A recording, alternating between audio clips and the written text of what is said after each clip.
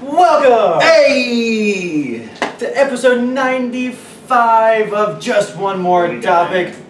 What? We got there. Yeah, we're here, we're there, here, there, everywhere. I'm Tridrachius. And I'm Rar Bagels. Man, that got us into so much near physical violence last week. Anyway, E3, it has come and it has gone. Yep. So It was here, and now it's there. it was the largest E3 of all time. Woo! Over 50,000 people were in attendance.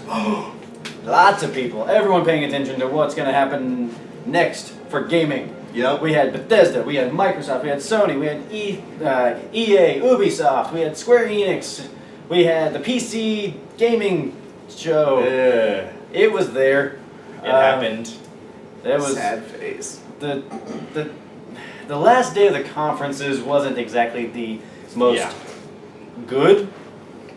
Yeah, we'll go with good. It was not the good. Yes, it was not the good. Nintendo, Square Enix, and the PC gaming show all took place on the last day of those of the conferences, and They were all underwhelming. underwhelming to say the least. Yes. There were some gems here and there, but ultimately, Not really much to be gleaned from those. yeah. If you paid attention to the conferences on Sunday and Monday, much more rewarding. Yes. It was kind of like E3 just kind of sputtered out. Yep. Bethesda coming out and proving it has more than enough material to put down a conference itself. I was fully surprised. Yeah, stepping up with the big boys. Because I kind of knew what they might have, but the stuff that they showed was just astounding. They really killed it. In my opinion, they won E3. They kicked off E3 and they just slaughtered it. Yep. In a good way. In a good way. They slaughtered it in a good way. They had Doom. They had Doom Snap Map, I believe it's what it's called, where you make your own stuff and then you put it on there and people play your stuff and then all that fun things. They transitioned to new material for Elder Scrolls Online. It's not dead for any of you that, it's still there. And they talked about the whole Elder Scrolls Magic card game, which is essentially Magic the Gathering. Yep. In digital form. Just more Elder Scrolls material to shove down your throats. They then transitioned to an actual good mobile announcement with Fallout Shelter. Unfortunately, for all you iOS fuckers out there, coming to Android soon, but it's unfortunately right now only on iOS. But they ended their conference with the biggest announcement, which is all kinds of new features and content of that one game, Fallout 4. You mind? Yep. I think we've talked about it. I think that's a thing. I think we've talked about it. And some of you, I thought it was a 2016 title. It's not. Well, originally, when everyone was ready for the announcement here just a few weeks ago, they put down that counter and everyone was like, "Oh, here comes the Fallout 4 stuff." Everyone pretty much assumed it was going to be a 2016 title. I mean, most of the stuff released this year at E3, 2016 titles. Yes. At least the new announcements. But Fallout 4 is a 2015 title as of now. Yes. And they announced a lot of new great stuff that's coming with it. Like the Pip-Boy edition. The Pip-Boy, and you getting to be a pseudo Iron Man. Awesome. So amazing. You're able to build your own towns, your own cities, your own guilds, all that kind of stuff. You can connect everything to generators, which means you can connect turrets and stuff, so you can all kinds of amazing things. And of course, the character speaks. Yep. I'm still stuck on that. He amazing. uses his words. Yes. It was kind of pointed out So when we just did talk about it. non-verbal language.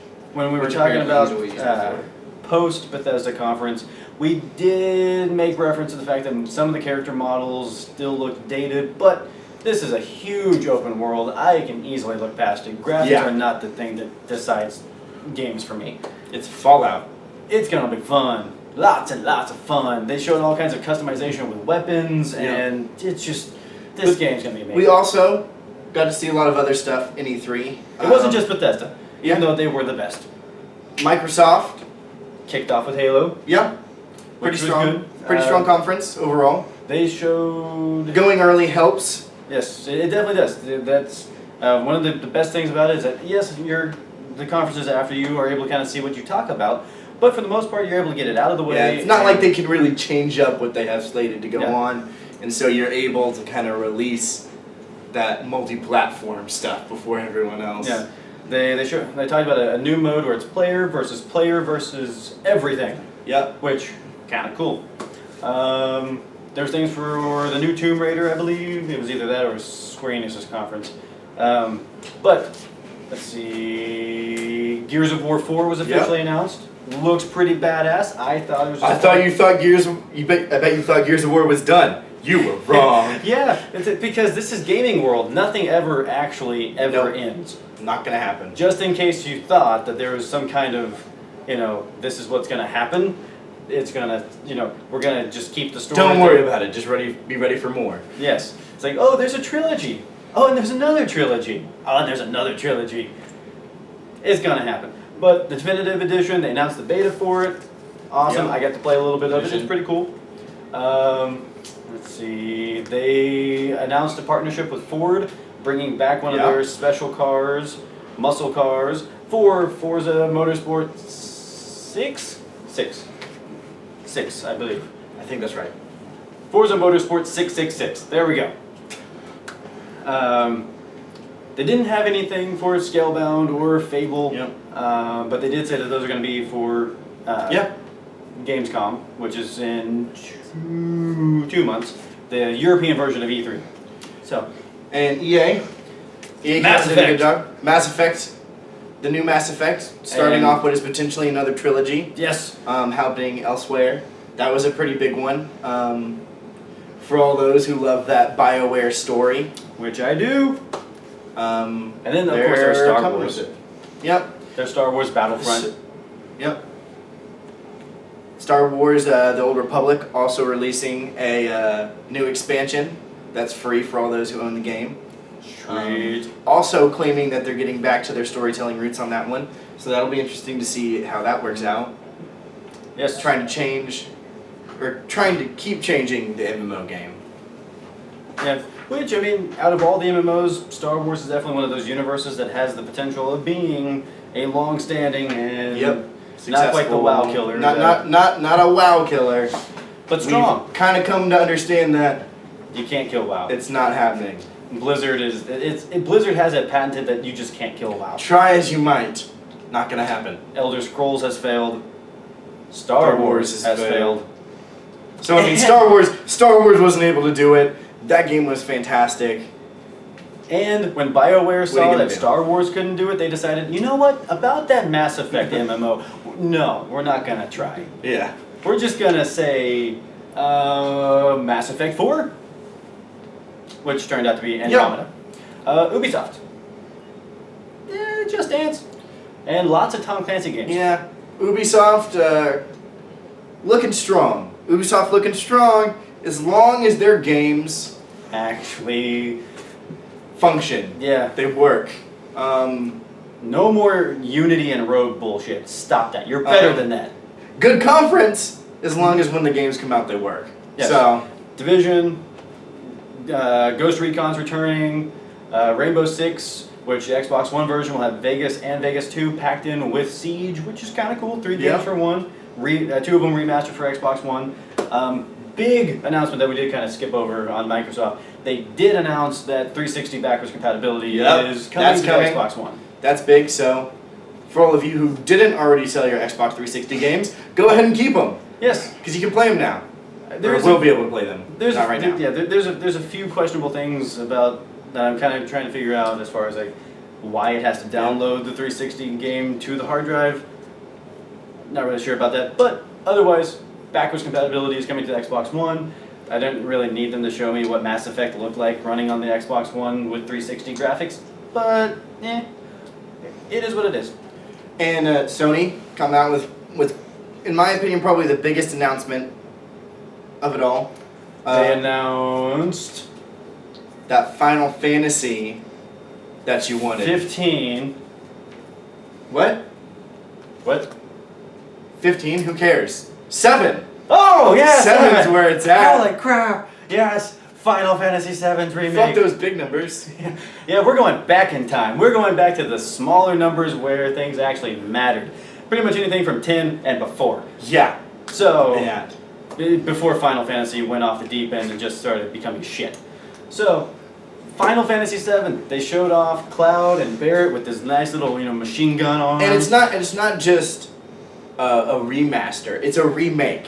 Yes, A complete remake. Now, does that have the potential of falling flat on its face? Yes. And doing horribly? Yes. But if they are able to more completely tell the story in a fashion that's true to Final Fantasy VII, then it could be an absolutely fantastic blockbuster of a game. But we know you, Square Enix. You're gonna fuck up. And We'll please see. don't. Wait to see. You've been able to listen to the fans for almost 20 years about this remake. Yeah. Pay attention to what the fans want. Give your fans what they want. Don't try to just throw things in there because you want to be cool and edgy. Give the fans... Yeah, they're gonna shell out the money. Give them what they want. As our audience is pointing out, just shell out the money, they will buy it. You say Final Fantasy VII fans are just like, yeah. I mean, when that trailer started playing, that crowd erupted into applause. Well, it got really, really quiet. Because everyone was like, wait a minute. And then people were like starting to like stand up out of their seats, and people were like, "Is this it? Is this the time? I see the live stream. Is my life complete now?" And then all of a sudden you see the camera going through what we find out to be Midgar, right behind Cloud and Barrett, and it's like, holy shit, it's it. Yeah. Oh my god. So yes. Fast forwarding because we are like really, really stretched for time. Back to Nintendo, they announced Star Fox Zero. I'm kind of excited for it, but at the same time, we'll see. They made a real big mistake earlier in the year when they mentioned their new home console. Yeah. Because everyone went into this E3 wanting to hear something about their new console, and they kicked off with saying, we're not going to talk about our new console. Here's Star Fox Zero. Cool. And then they also didn't have The Legend of Zelda Wii U, which is the open world Zelda game. Yeah. So there's that. I think Square Enix, they showed off the stuff that we already had known about from previous conferences. I think everything else is just kind of the replay of stuff we already know is coming out. We got to see a lot more of what we're looking forward to, and all that stuff is great, obviously. I'm getting Fallout 4. Bethesda kicked ass at this year's E3. I'm also getting Doom when it comes out. I think it's a 2016 title. Can't wait. Big fucking gun. I'm Tridrakius. And I'm Rar Bagels. This was episode 95 of Just One More Topic. We'll be talking about all kinds of stuff moving forward, diving deeper into these games, so stay tuned. Yep.